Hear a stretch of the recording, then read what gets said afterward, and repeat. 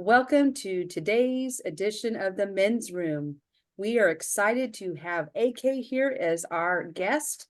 And what we're going to learn from him today as a pro basketball player turned coach, that journey that he went through, that he experienced, and what we might not already know, he's going to share with us through the telling of his story. So we can learn a little bit about who AK is and where he's going and the things that he's experienced along the way.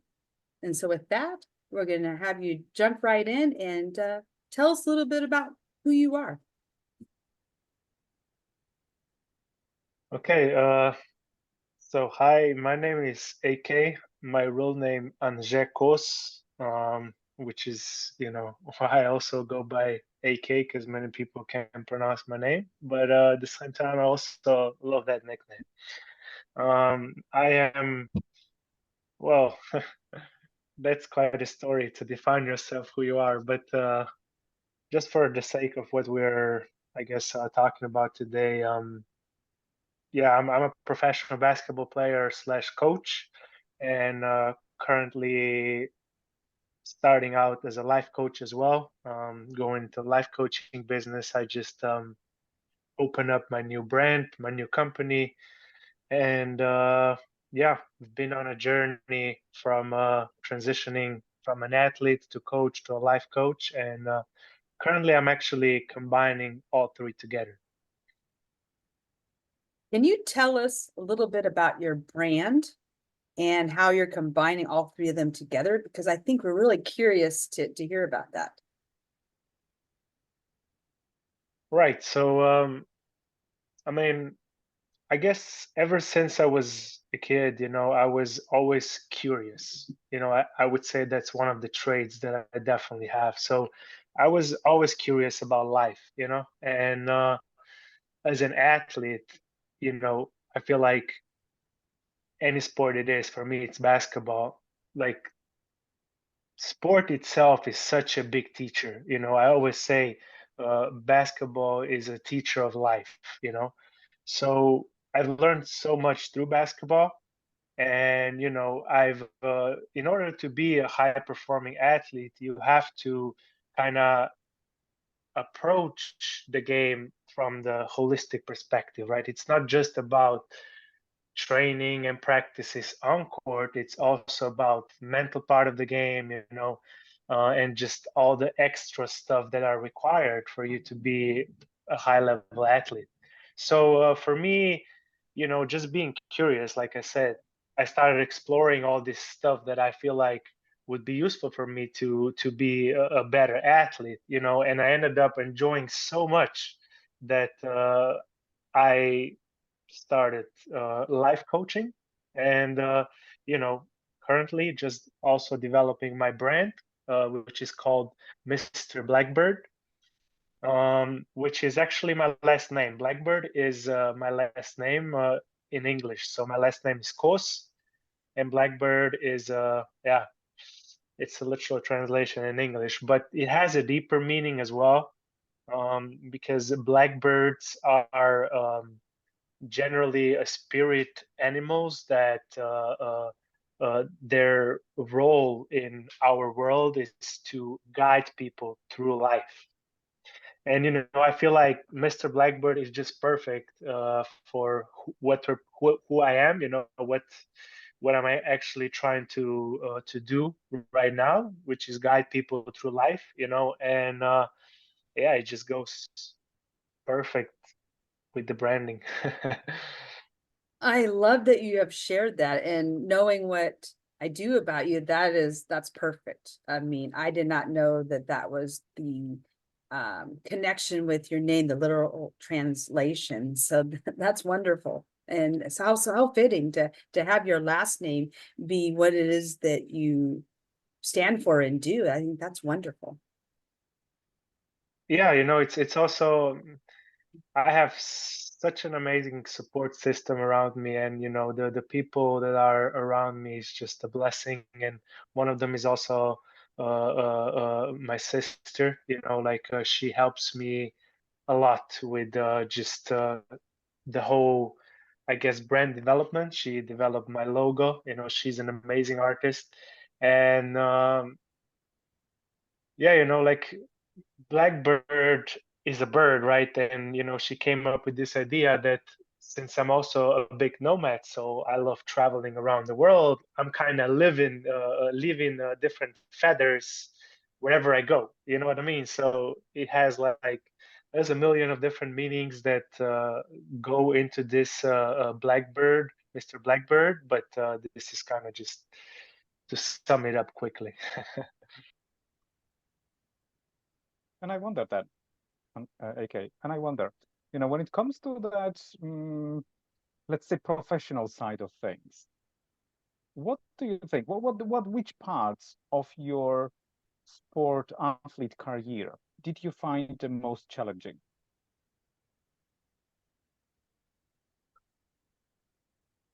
Um, I would say just the sheer volume of trying to be a high level athlete.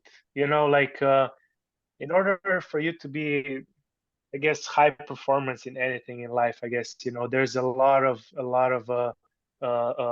discipline and consistency involved, day in, day out. And I feel like in order to be good, especially at sports, you truly, truly have to find that love and passion for the game or whatever you do.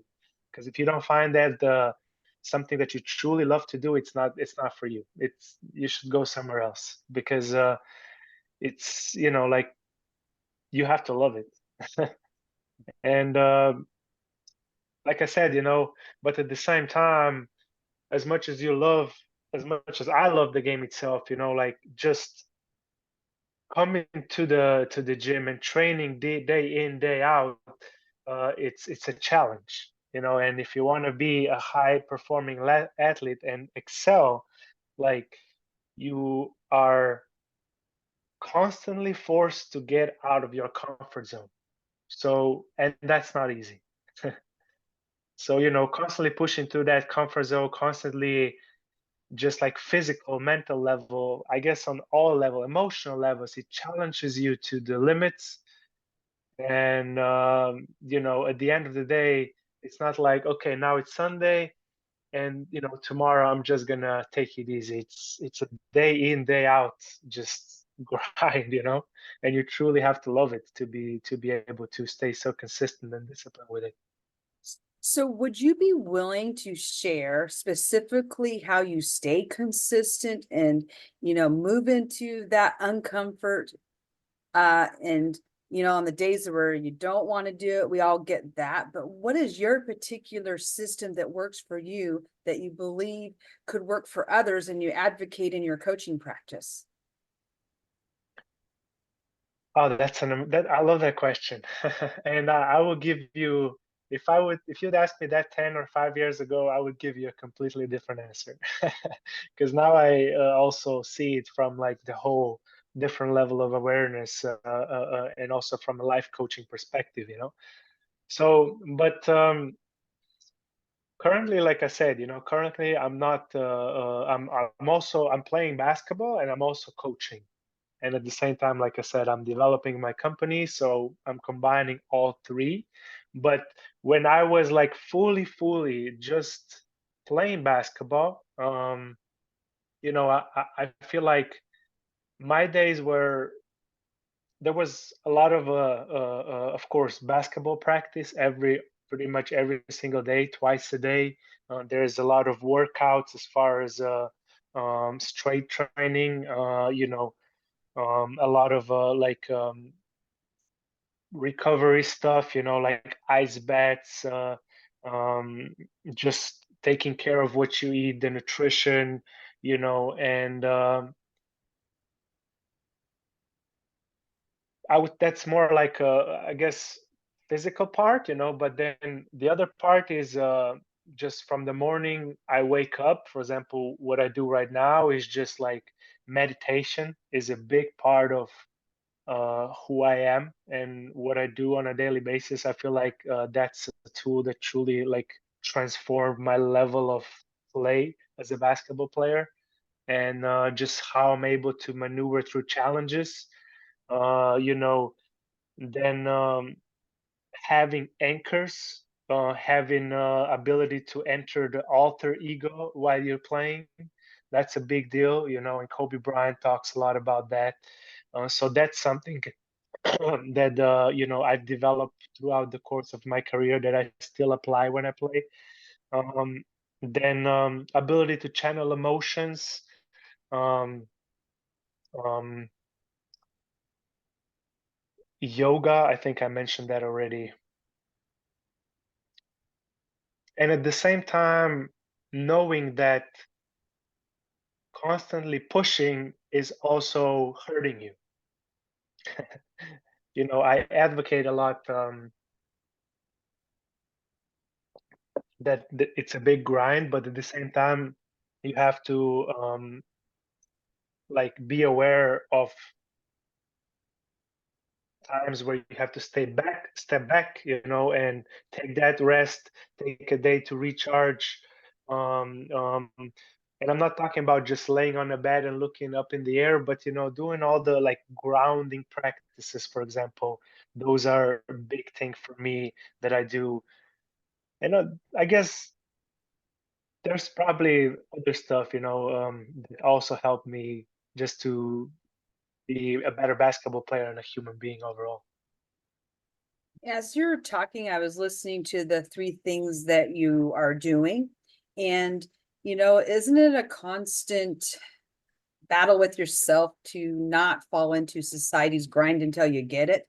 That when you have downtime, you could be doing something else, and you could always be doing more to build, to scale, to become a better player, all of these things.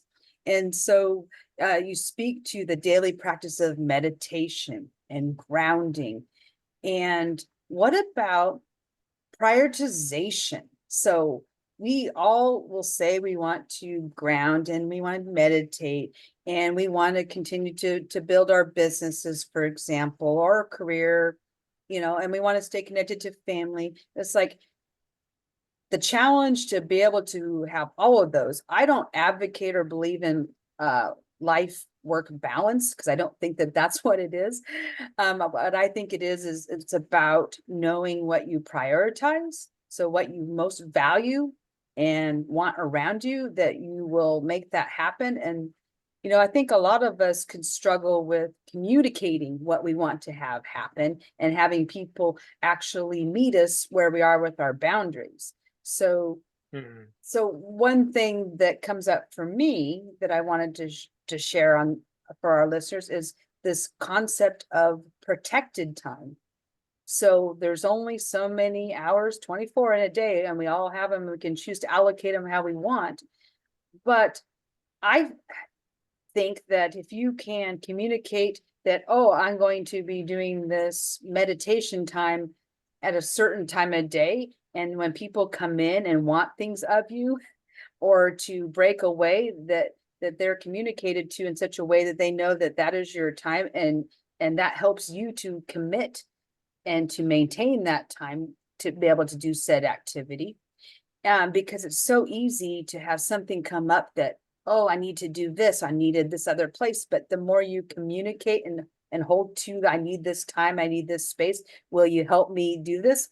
You'll find you say that enough times that the people that are closest to you will help you to achieve that. And so then that's where you get that life that you want to live in the way that is sustainable.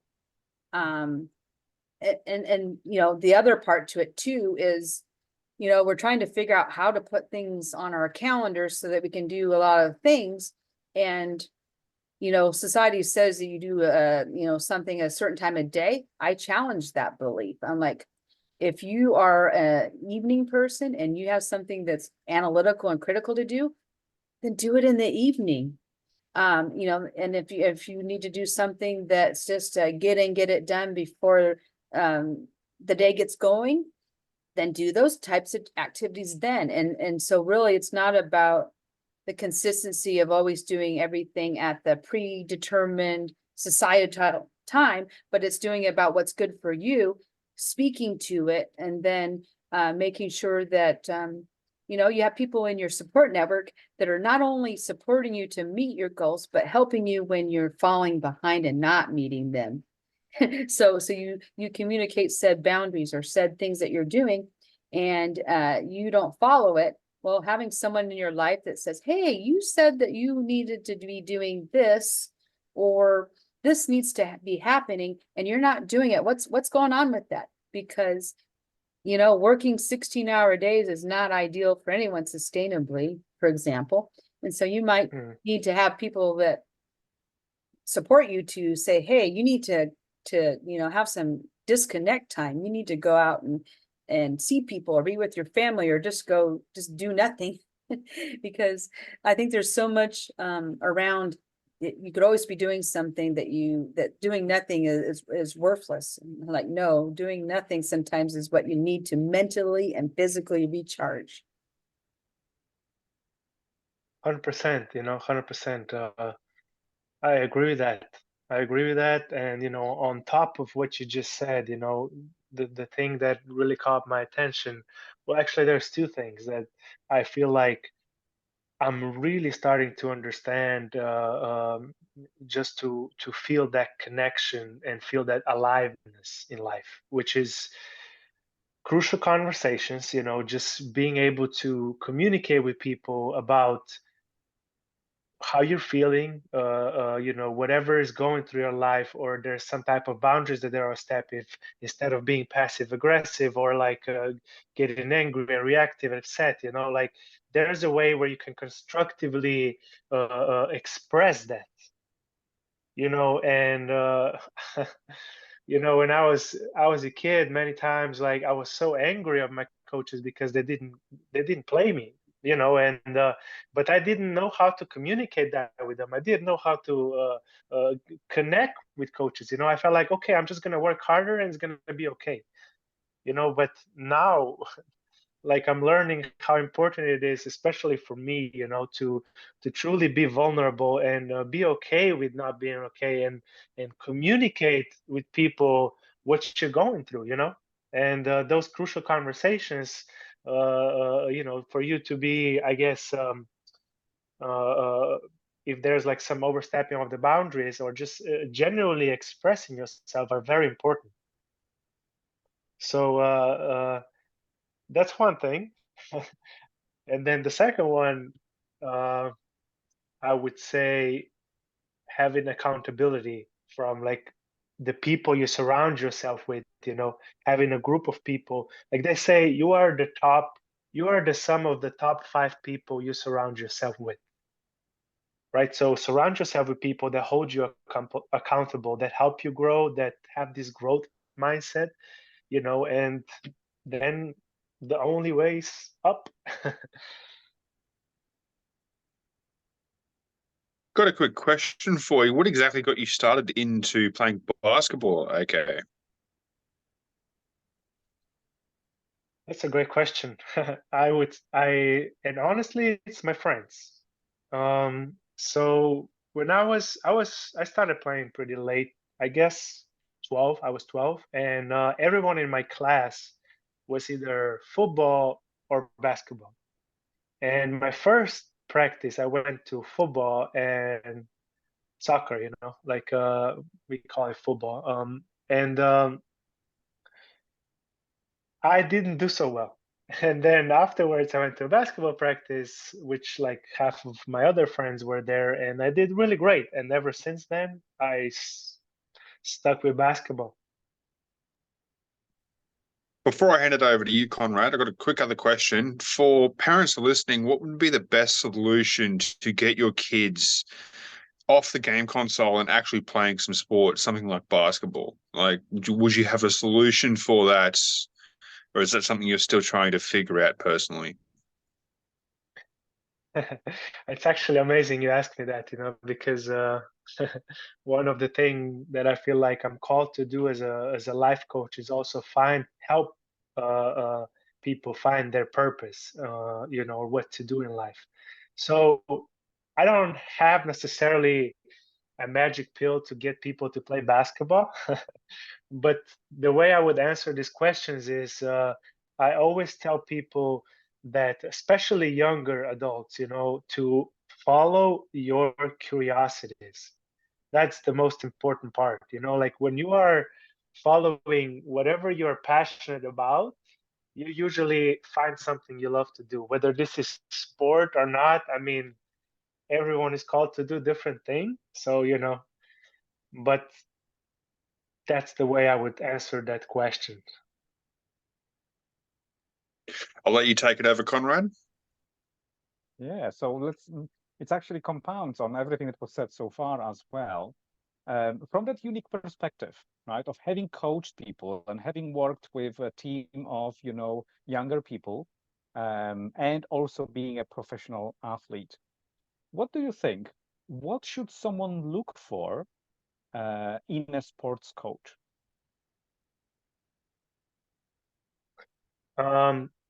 Above all, someone that helps you grow.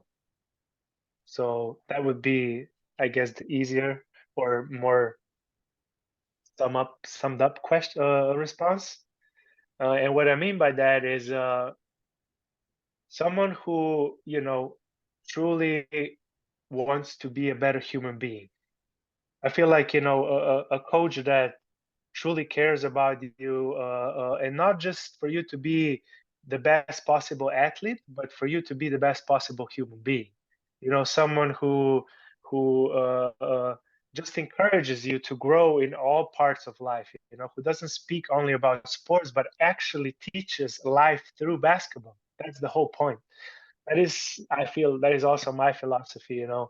And I mean, I feel like that's what it's all about. It's not even about becoming a professional basketball player. It's about, you know, growing, growing in life through sports. So a coach that, I guess, advocates that type of mindset, I would sign up today. Okay, so just to follow it up also, um, sometimes when we first meet a person, okay, there might not be like that instant yes.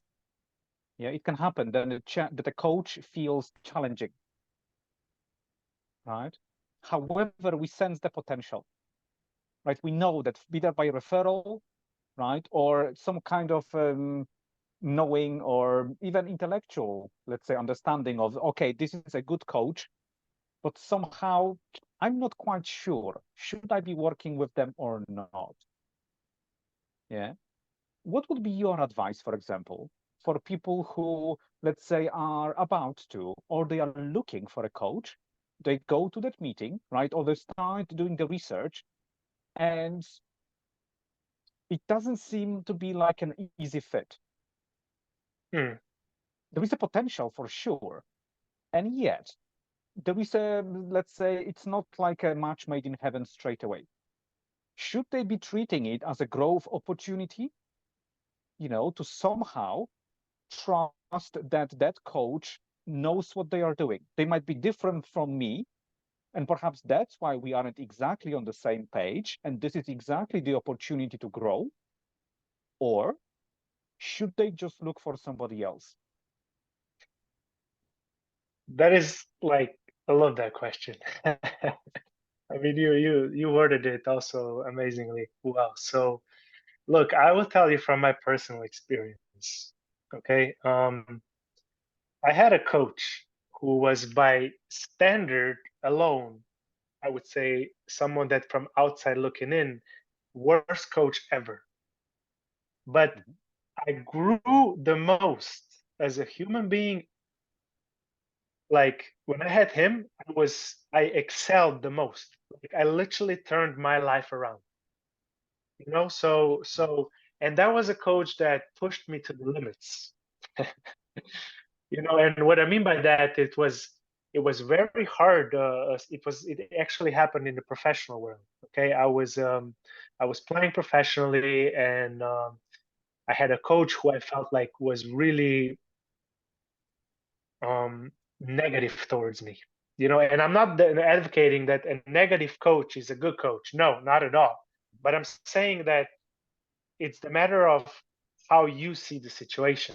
And I guess me being about 27, 28 back then, I had that ability to see the situation for what it was, and it's truly propelled me to a different level of awareness because this coach pushed me uh, into like a state of depression. It was not his fault, but the way he was treating me and the way he was like so negative and so, I guess, even maybe like verbally abusive at times, that's the way I felt back then.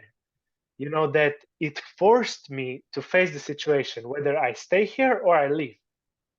And I decided to stay and deal with the situation. And instead of blaming him for everything that's not going well, I turned the situation. I started genuinely seeing him as a human being. I started being understanding. Maybe there's something more to his story that meets the eye. I don't know what's going on in his life. I don't know what's going through with his family and kids. Maybe there's an abusive situation there. I started opening my heart, and instead of resisting, I was compassionate. And when you put a magic pill of compassion to this type of situation that you're currently facing, I mean, magic happens. I started not only playing a little bit, so I first I was benched at the start. I started playing then a little bit. By the middle of the season, I was a sixth man, which is the first one to come off the bench. And by the end of the season, I was playing in the starting five.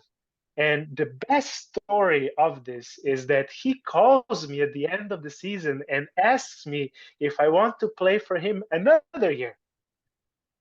you know like, and we started like bonding, we started laughing together. Like, it was just mind-blowing what this did to our relationship, and he didn't change at all. It was just my, instead of being closed and resistance and negative back, I opened my heart, vulnerable, and I started being compassionate towards him. And it grew me so much as a basketball player. It helps. I love, like, I'm so grateful. Like, this is, I wouldn't say my favorite coach ever, but it's definitely the best, the most growth I have ever in my life. So you see, now I'm not advocating to accept or to have someone belittling you and cussing at you and saying all the negatives to you. Not at all. But there is always a change of mindset and perspective, of a level of awareness that you can approach this type of situations. You know. So with that being said, that's my personal experience. But at the same time, of course, you want to have people around you that support you and that uplift you in a way. But just so it happens that that year, when I had a coach like that, it was the best, the toughest, but the best growth experience I ever had in my life. That is something that's definitely true. When you have people like that, they come along and give you an unexpected benefit.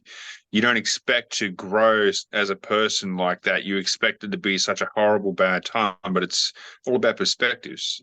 And once you had that perspective shift, that did you understand that there must have been something deeper going on, and you were able to be more understanding to the situation and then look at it in a different light, which allowed you to learn lessons that you otherwise wouldn't have learned. I've got another question for you too. For anyone that's listening that does sports, what was your biggest hurdle or roadblock, and how was it getting over that hurdle or roadblock, and what was the lesson you learned from it?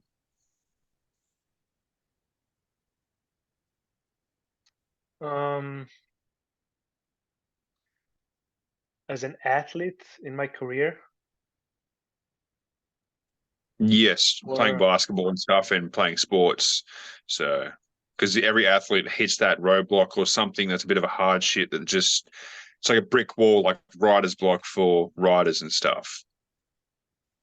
yeah. So I mean, I feel like a big one was that change of perspective and level of awareness that happened throughout this story that I just shared.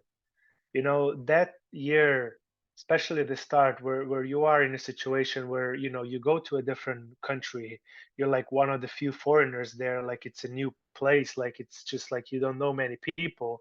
And all of a sudden, even the coach, you feel like even the coach doesn't have your back, and generally for me, that was, I don't know, I felt like I was one of the, I guess, foreigners to come in to truly dominate the game, but I ended up not playing at all, and I feel like obviously that changed throughout the season, but that happened to me many times throughout career, and I feel like as an athlete, like when you are in a place where you're not playing and you're putting in hours of work, it can be really mind stooling to your mind, and that's like, as a younger athlete, I didn't know how to maneuver that. I felt like if I just put in more of the work, like the coaches will see that. But what I ended up doing, like I ended up like coming off with this negative energy and even pushing my playing time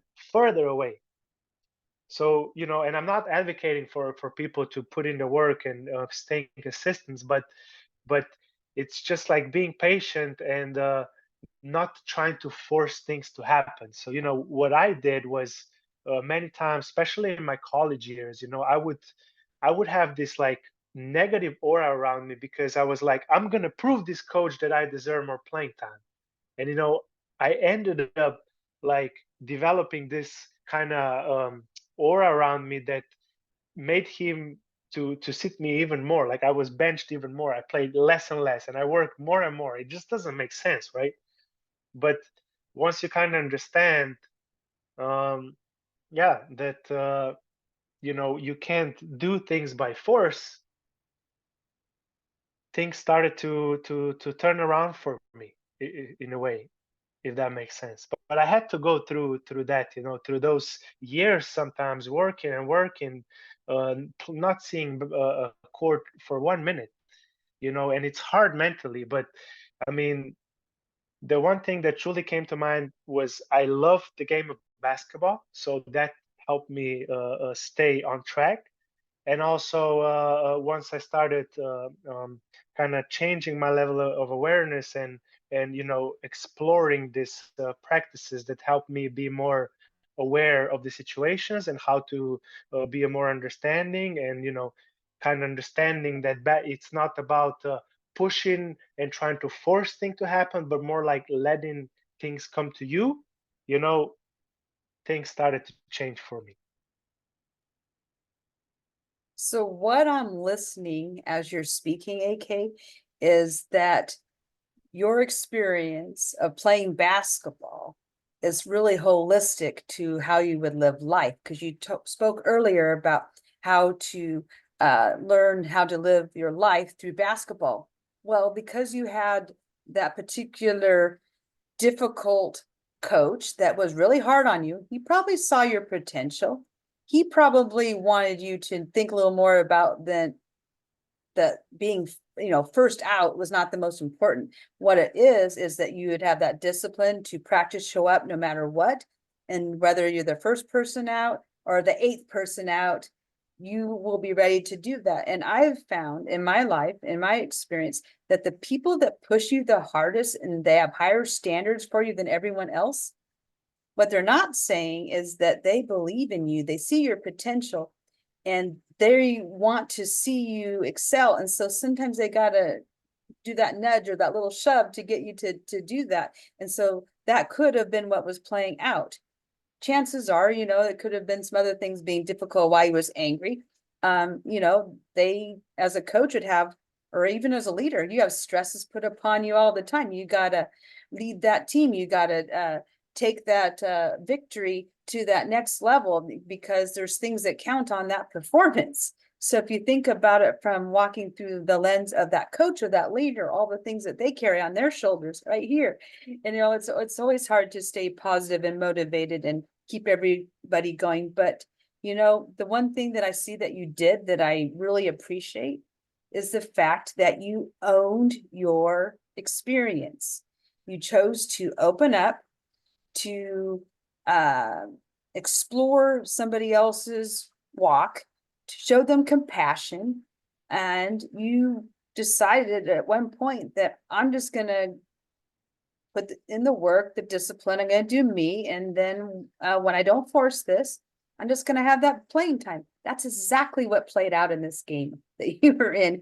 You did all of those things. And so instead of saying what you didn't want, which was no playing time, you wanted playing time. So you just, you know, you didn't force it. It just came for itself because you went through all of these lessons along the way. And so holistically, this experience or this story that you're sharing today, this is what young people can learn from you when they coach from you, that it's not about who's on that bench first. It's not about who has more playing time. It's how you show up every day as that holistic human being you are, and that your whole sense of worth isn't whether or not you're, like, again, first out on the floor, because you know, that's what a lot of us want to do. We want to be first out on the floor. We want to be that expert person in that said career.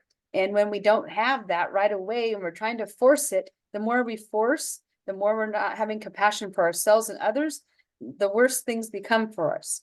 So opening up, compassion, and just really owning our experience is where the game of life goes to that next level.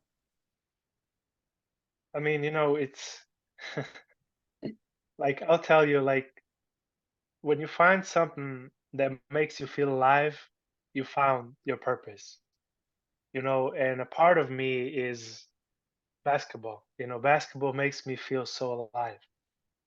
And I've learned, you know, every time I step on the court, I just feel alive. Like I forget about everything else and I'm just in in the moment, loving it, you know. And all the things, one of the things that you touch upon just right now that I learned throughout my career is to be, you know, if one thing I want to leave everyone with is to be genuine and authentic. That's the most important thing, is because, you know, like, I feel like that coach pushed me to express my anger, you know, because and not in a way where I'm like destructive with it, but to be genuine with it, because he made me so angry, you know. And I was taught as a kid that when you're angry it's not okay, you know.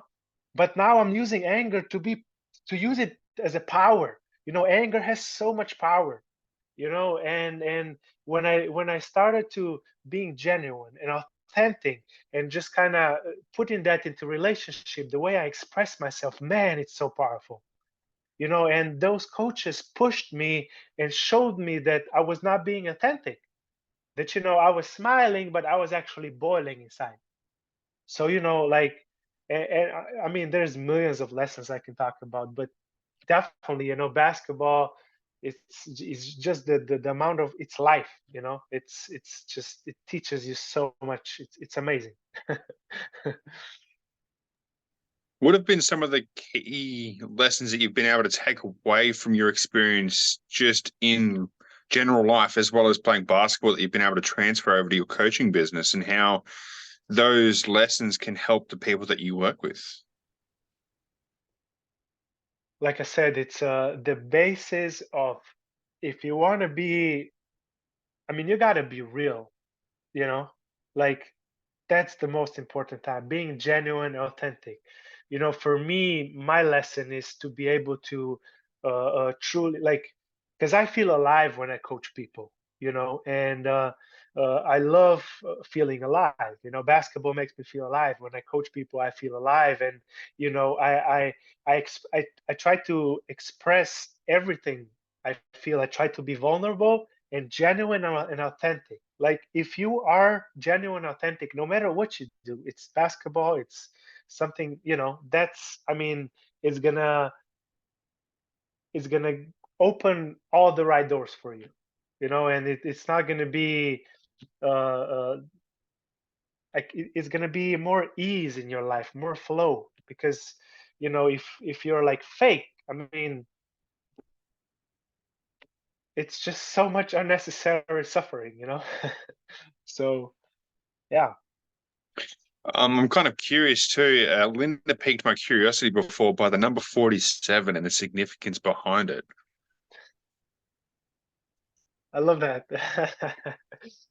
a lot of people have asked me why I wear number 47, and then I just tell them my name is AK, So pretty much, I guess, just to put the puzzles together, AK-47 is a gun, so it has a bit of a maybe negative connotation, but at the same time, my specialty as a basketball player is shooting. So that's my best part of the game. So, also my initials of my name, Anze Kos, is AK. So, the first year when I went to college, my teammates couldn't pronounce my name. So they were like, what's your initials? I said AK. I said, oh, we're gonna call you AK. And then I'm like, you know what? I gotta wear number 47. So, and since then I haven't taken it off. Like it's just my number. I guess that makes a lot of sense. I've got a quick one more question. Who is your biggest role model or influence growing up, and who inspired you to really play basketball?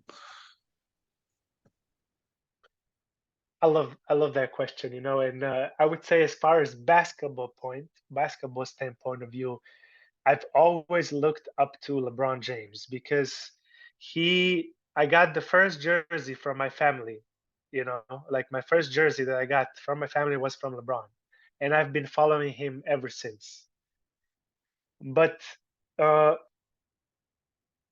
as far as like basketball goes, and it feels like he's a great human being, and he does like a lot of amazing things. But someone that I truly appreciate as a human being as well is Kyrie Irving. Okay, Kyrie Irving, I just feel like there's so much depth to that guy. I feel like he's really genuine, authentic, and he expresses himself, even though media might not like it and they call him moody or whatever. Like it feels like when you listen to his interview and when you watch him play, it's literally poetry in motion. So, I feel like if I would want to have a person in my room that I would want to pick his brain and just develop something together, oh, I'm manifesting right now. I want to do it with Kyrie freaking Irving. Uncle Drew. I love that guy.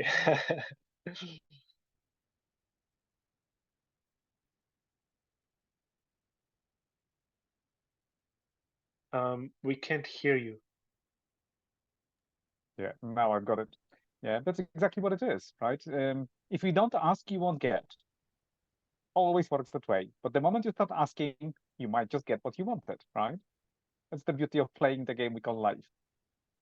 And I'm wondering, because you aren't the only person that I've heard who, let's say, learned to channel his emotions using sport, right? Many people, for example, who choose either team sports or more solitary sports like boxing or martial arts, right? Apart from the wellness aspect of it, they also, sometimes very consciously, but sometimes by chance, they realize that playing a given sport or exercising and playing a given sport, becoming more self-centered, becoming more self-aware, it actually helps them to process what's going on within. And instead of, just like you said, instead of being that person that smiles on the outside and boils on the inside, they can actually very productively utilize that energy and emotion. Now, so even based on your experience, would you recommend for people, well, I was going to say younger people, but actually there is nothing stopping anyone to taking up on a sport of their choice, also as a means of, let's say, partially at least, resolving emotional issues and or learning to control them better, learning to control that flow of energy that we call emotion. Would you agree, or Man, what would be your stance on that? it's an amazing question. I love it. It just put me smile on my face. It's most definitely, most definitely to answer your question straight up. Basketball, no, sports, okay, brings out everything. Okay, all the angers, all the frustrations, all the emotions that were kept within you from since you were a kid. Everything that's bottled in you comes out when you play sports. Okay, that's why it's so amazing, you know? Like it brings everything out. You feel all the emotions, you know, and it's a part of it why also I feel so alive, you know, when you play. Like there's so much out of your control that happens, you know, and sports like shows you the area of life that you still have to work on and teaches you how to channel those emotions if you are willing to. So it's an amazing teacher. It's like one of the best because it really brings all the emotions up, and you know that's why sports is also so valuable. Like it really teaches you how to work with your emotions. And unfortunately, or whatever, not fortunately, unfortunately, it is what it is. Even a lot of professional like athletes don't know how to channel emotions. And I'm not saying like I'm better than them or not. You know, that's not what I'm trying to say. I'm just saying that like I feel like people don't take enough time to understand that part of the game and you know learn how to truly channel emotions. And yeah, it can be super rewarding. I completely agree with that. So it's something that most people lack the understanding and um, just sitting down asking why they're feeling these emotions. And sometimes they're not always going to be able to change it, but using that emotion to help push them forwards. I was someone who was similar when I was younger, using that anger to push me through work and get things done because it was the only emotion available at that time. And it is sometimes interesting to see how much it's able to push you forwards compared to just happiness. Because happiness is good, but it wouldn't have been able to drive you the way it did and make you probably become the best player that you possibly would have been able to become. And a bit of a side question. What's an alternative to a sport if someone doesn't have the availability to play basketball? What would be a good suggestion in your opinion? Like, would it be baseball? Uh, a gridiron, I think you call it over there. I'm not exactly sure. Honestly, it's kind of connected with how I answered before. Just something that piques your curiosity. It's, I mean, any sport, you know, is whether it's a sport that's more like individual or a team sport. You know, like I feel like there's benefits to everything. You know, just go out there and try things that pique your curiosity, and you know, I feel like that's the way to go. Because you know, you can't just force someone to go something. You know, some parents feel like are just forcing some things on kids. Like just go wherever you feel like it piques your curiosity, and that's the right way. That's so true. Picking something that piques your curiosity, and there's plenty of sports that can be done individually. They're not all team sports. And so one of the ones that piqued my curiosity was planking, because there's so many health benefits to doing it, and you can do it as little as 30 seconds. Or in my case, I was able to get to 13 minutes because of the discipline of being able to have that mind over matter. So I wouldn't, this is something that I learned that I teach that's an applicable skill to anyone. Instead of doing the counting up, like, oh, I'll reach 1 minute. I mean, instead of counting down, like say, I'm going to do it for 13 minutes and go down, I would just go up. And so I'd hit the 3 minute mark, which was really hard at first. Then I would double and get 6. And then after a while, you get to about 9 and above it, you just keep on going. And so I've actually seen videos of people that have done it for multiple hours. I'm like, how in the world do they do that? And I thought, well, they're probably applying a similar principle. You know, they got curious about doing it. They challenged their mindset that they could go longer each time they would do it. And they just put in the practice to do it and got there. And so I had a coach that was doing a planking challenge. and we would go back and forth about who could do it longer and whatnot. And we just did it as a personal thing, not to be better than everyone else in the challenge, but because we could like champion each other to do their personal best. And that was like a really amazing, fun thing to do. And so as I'm speaking this, I'm wondering, in your coaching business, do you have, for the people that you coach, challenges that you put them through that where they get curious and then they have an experience similar to what I've described, where they got to do something they didn't know that they could do, and then they loved doing it and wanted to do more of it? I'm going to answer that like twofold. Like the first thing I want to address is the first part that got me thinking. It's also connected to the question Mikeul had, which is, fixed versus growth mindset. For example, many times I feel like people get into this, oh, I can't do this, whether it's like financial stuff or it's like I can't drive that far or I don't have a car. It's like, get away from that, I can't do it, and ask yourself a question: how can I do it? You see what I'm saying? Right? So Absolutely. rather than like, okay, like I think maybe I enjoy baseball, or I enjoy hockey, but the equipment is too expensive, let's say, or I like boxing, but oh, the gym is too far. I don't know. Like, rather than, if you are curious about something, and I don't know whether financial problems or whatever it is, challenges, don't think from a perspective of I can't do that because of this, but rather than ask yourself a question: how can I do it? And that, it's just that fixed versus growth mindset. And then the second part, which I'm gonna have to ask you to ask me again, because now I forgot what I was gonna say. Oh, yeah, I just was asking if there was a challenge that you give the people that you coach where they can have this experience as of going through the challenge, where they didn't think that they could do something and they ended up being able to do it and then loving it at the end of the day. Because I never knew that I was going to love planking. I love to do it at least once or twice a week. Now, do I do 13-minute planks every week? No, I'm not doing it at that level because it's not needed. I just was excited that I could actually do it.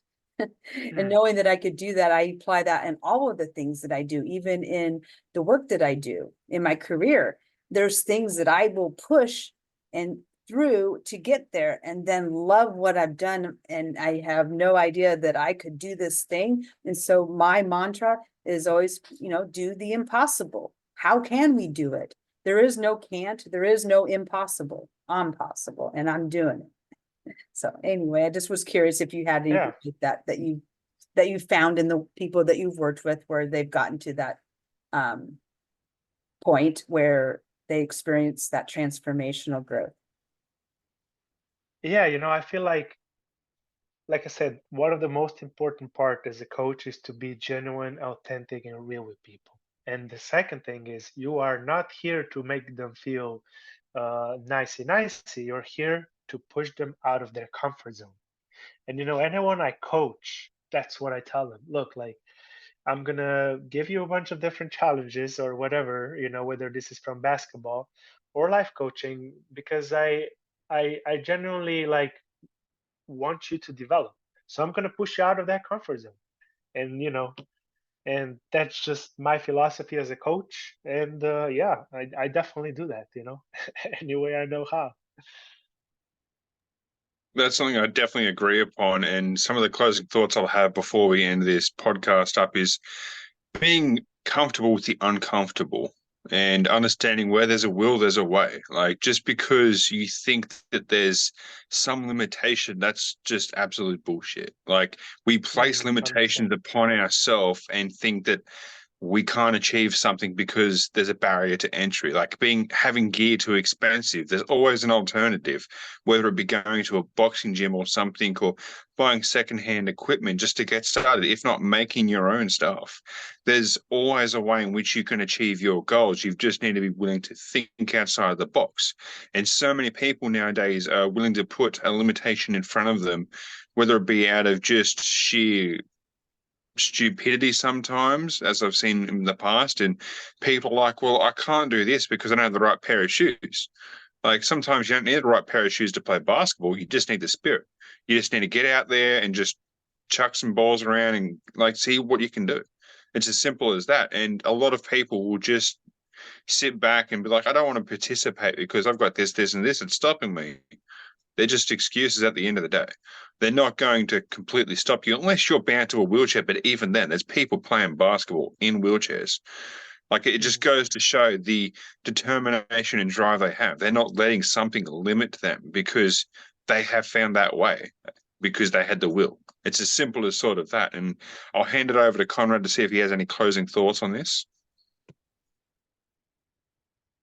Yeah, well, what I'm taking from today's episode is this transcendental power of sports. Right? Choosing the right sport can truly make a person.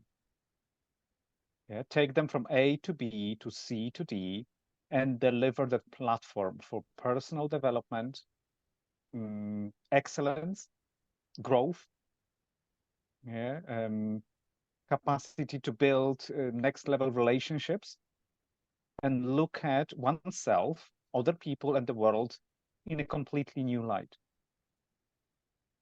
And a part of this work, yes, it's done sort of out with, on the outside. And yet, as we already outlined over that last hour, is that a lot of the work is actually happening within. And so working out is great, but sometimes it's time to work in.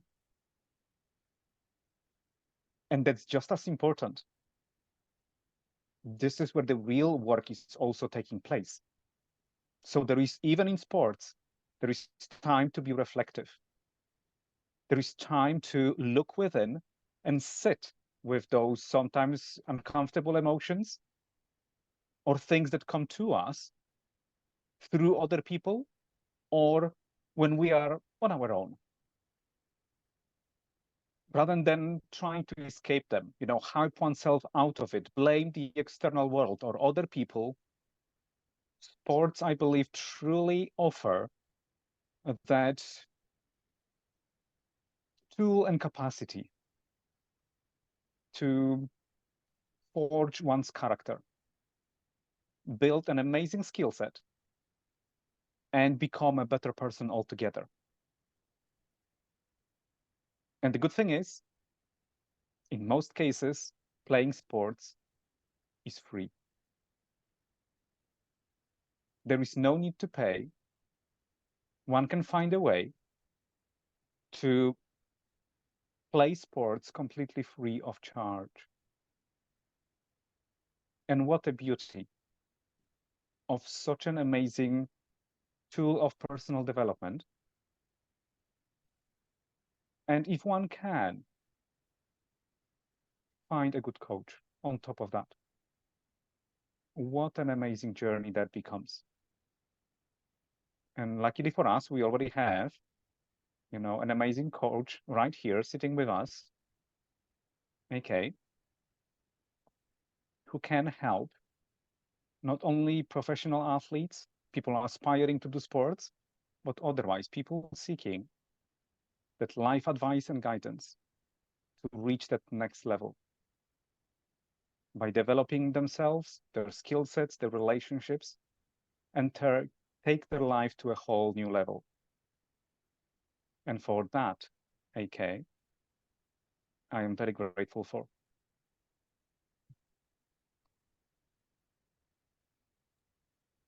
Over to you, Linda. Yes, we are very grateful that you came into the men's room to share with us today. And honestly, you delivered so much of the game that we were looking for. which was to speak to the other aspects beyond basketball. And so you spoke to those powerfully, the effective communication, the building of relationships, and having that holistic approach to everything in life. And so we greatly appreciate that. And if you could give us some last few words of what you would like to leave us with, the listeners with, what would those be? I would say understanding that um, leadership is about service. I guess that's something that maybe we didn't touch upon today, but I feel like this is also a very big thing in sports, and sometimes many people go in sports to reach certain amount of status, and some people just, I guess, enjoy telling people what to do, but to be high performer athlete, you also have to be a good leader, and a good leader understand that it's not about telling people what to do, but about serving people, about lifting them up, right? So I guess that's one of the big messages I learned throughout my career that I'm also very appreciative. But I appreciate you guys for inviting me here.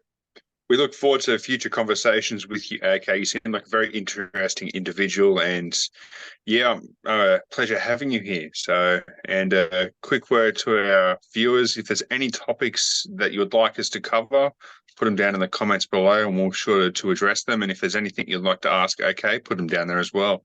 I'll hand it back over to you, Linda. Yes, that concludes our episode of the Men's Room today. And so you heard Mikeul. If you have an interest in topics, we want to hear about them. And we will be sharing how you can get a hold of AK in the comments. And with that, we wish you well and have a great day.